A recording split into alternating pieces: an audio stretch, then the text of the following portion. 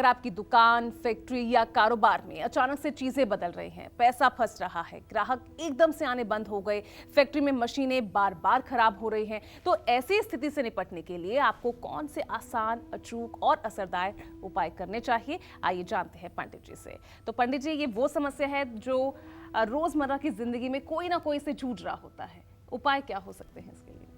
देखो पूजा, ऐसा है ज्योतिष शास्त्र में एक होता है अभिचार जनित रोग।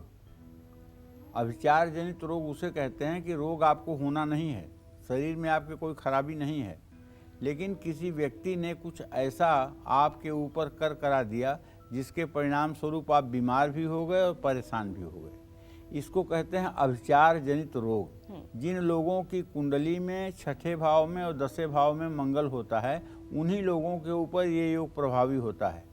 जिन लोगों की कुंडली में छठे दसवें भाव के अलावा मंगल होता है, उनके ऊपर ये योग प्रभावित नहीं होता।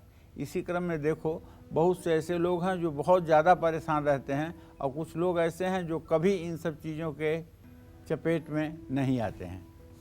आपकी दुकान, कारोबार या फैक्ट्री पर अगर बुरी नज़र लगी है, तो आपका काम अगर अचानक से ठप हो जाता है, होगा क्यों नहीं ठप?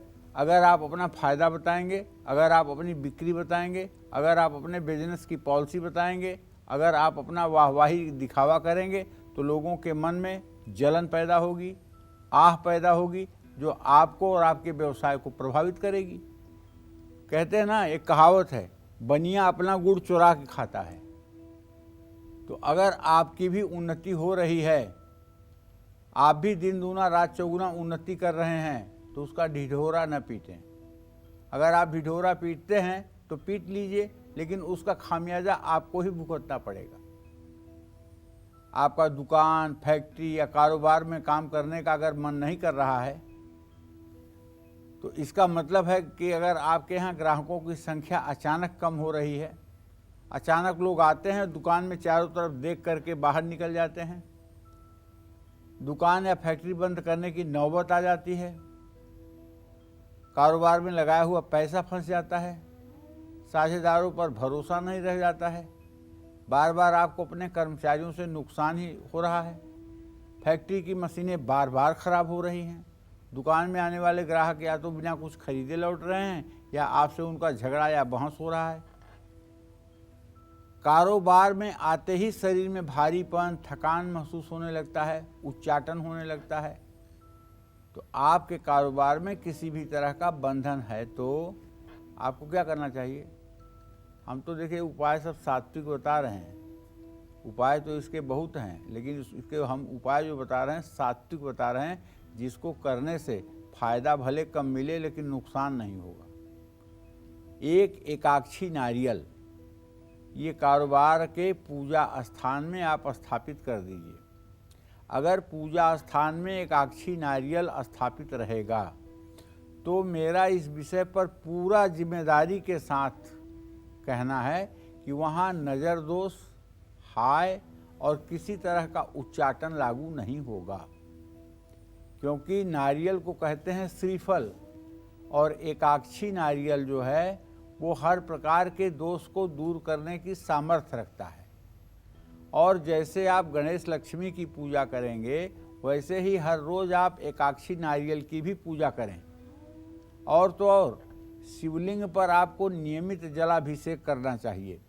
जो लोग नियमित शिवलिंग पर जलाभिषेक करते हैं और शिवलिंग का स्पर्श करके अपनी आँखों का स्पर्श करते हैं, ऐसे लोगों के ऊपर नज़र, हाय का अगर प्रकोप है भी, तो वो तत्काल ठीक हो जाता है।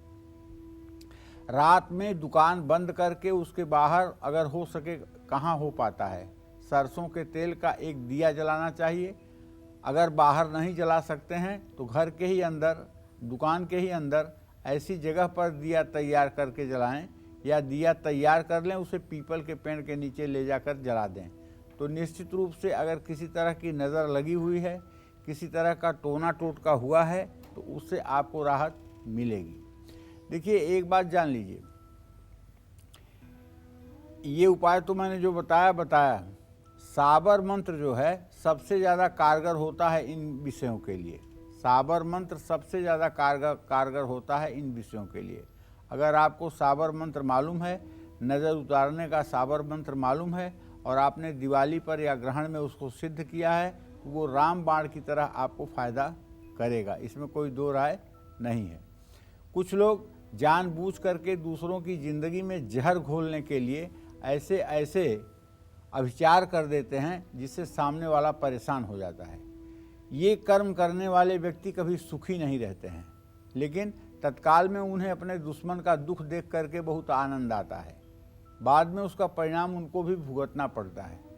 ये मैं नहीं बताऊंगा कि कैसे कैसे क्या करने से दुश्मन परेशान हो जाता है, क्योंकि अगर मैं बताऊंगा तो बहुत से ऐसे लोग हैं जो छोटी छोटी बातों पे किसी से नाराज़ होंगे तो उसके खिलाफ जाके करने लगेंगे।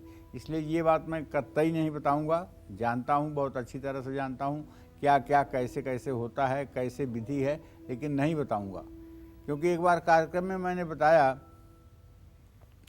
कि अगर आपका दुश्मन आपको परेशान कर रहा हो तो शिव जी के ऊपर सरसों के तेल से अभिषेक कर दीजिए, दुश्मन का सफाया हो जाएगा। बाप रे बाप, कम से कम 24 घंटे में 40 फ़ोन आए होंगे कि सरसों के तेल से हम अभिषेक करना चाहते हैं, कहाँ करें, कैसे करें। अरे दूध से अभिषेक किया नहीं, जल से अभिषेक किया नहीं भगवान का, और सीधे सरसों के तेल से अभिषेक कर रहे हो, ये पाप कहाँ जाएगा। तो इसी तरह से ये उच्चाटन कैसे किया जाता है, ये किस तरह से मतलब कि अभिचार किया जाता है, ये क्रियाएं कैसे की जाती हैं, अगर इस पर जरा सा भी हम चर्चा करेंगे तो बहुत लोग इसको पकड़ लेंगे और दूसरों का नुकसान करने के लिए उसका प्रयोग करेंगे। इसलिए क्षमा करिएगा, ये बात हम नहीं बताएंगे। जय मां विंध्यवासिनी।